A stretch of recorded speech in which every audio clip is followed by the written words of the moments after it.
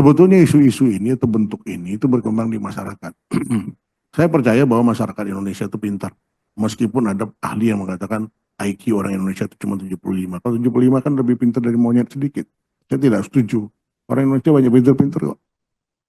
Bapak Ibu yang ada di ruangan ini bukan luar biasa pintarnya. Nggak main-main gitu. Jadi menurut saya jangan dibiarkan katakanlah pertikaian ini berkembang terus yang menyebabkan akhirnya kita justru terkungkung atau terkooptasi dengan hal yang tidak yang tidak positif, yang tidak produktif dalam ini. Coba kita lihat ini hasil survei Litbang Kompas di 2024 itu. Itu dilihatkan tuh yang setuju 41%, yang tidak setuju 40%. Tapi nggak disebutkan ditelitinya di mana. Ada generasi Z benar, generasi Y benar dan seterusnya. Tapi di mana? Apakah cuma di perkotaan atau ada di pedesaan? Bisa jadi justru yang setuju itu lebih dari 41,1%. Melihat tadi dari bagaimana orang melihat pentingnya meminta katakanlah militer masuk ke jabatan-jabatan tertentu itu. Nah, jadi yang sangat setuju ada 5,6, yang sangat sudah 9 sekian. Karena nggak lihat pangsa katakanlah pollingnya di mana, di perkotaan kah, di pedesaan kah, atau di kota pun mesti kategorinya metropolitan kah, atau barangkali di provinsi mana tidak. Karena setiap provinsi tentu akan berbeda, termasuk juga tingkat pendidikan akan berbeda di dalam opininya mendukung atau tidak. Nah ini lihat contoh lagi, bagaimana menurut saya munafik juga kita. Kita katakan nggak setuju militer terlibat di dalam berbagai kehidupan sehari-hari, tapi orang-orang ormas-ormas berseragam ala militer. Coba slide berikutnya. Tuh lihat tuh, ada pangkatnya, ada beret merah dengan bintang 2 apa segala macam.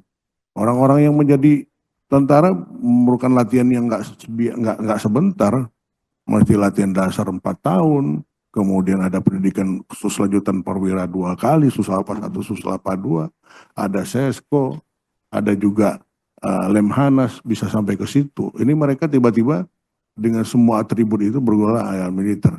Tapi tiba-tiba ada muncul berita antagonis bahwa mereka nggak setuju militer ada di pemerintahan. Sementara mereka bermain di situ. Kalau saya personal berpikir orang-orang seperti ormas ini kita tumpas saja, nggak boleh berpakaian militer.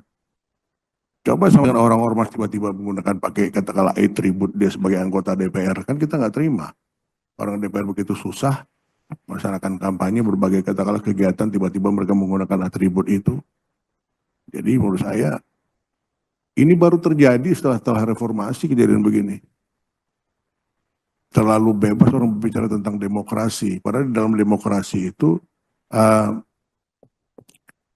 hak orang ada orang lain, tapi kita melihat sekarang begitu banyak orang yang melawan arus di dalam berlalu lintas, nyebrang 3 lagi di jalan zebra cross dan segala macam. Kalau dulu saya masih ingat pada saat kita masih tahun 70-an itu, begitu kita berdiri di zebra cross, kendaraan langsung berhenti memberi kita kesempatan untuk menyeberang. Sekarang enggak, udah berjalan di zebra cross pun mereka bikin kencang, mau nabrak kita. Begitu mundur sebetulnya budaya kita terkait dengan masalah hal ini.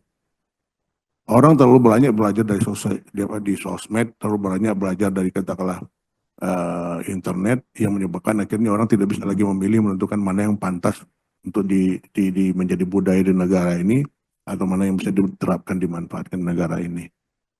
Berikutnya lihat, ada demo tentang Indonesia gelap. Ini kan kontradiktif.